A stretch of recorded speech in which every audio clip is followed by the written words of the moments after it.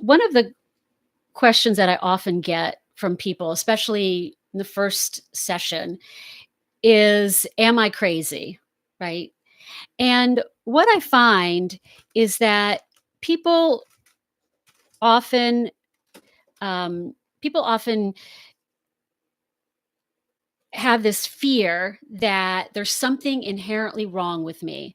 And it's so common that it seems universal. And I think there are some common, what I call feelings of inadequacy. I'm not good enough, I'm not deserving, or there's something inherently wrong with me. And they're constantly looking for verification or validation that there isn't, right?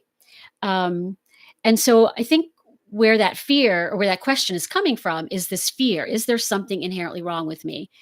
And one of the things I always say to people when they ask that question, and, am I crazy? I say, if you were, you wouldn't have been asking the question.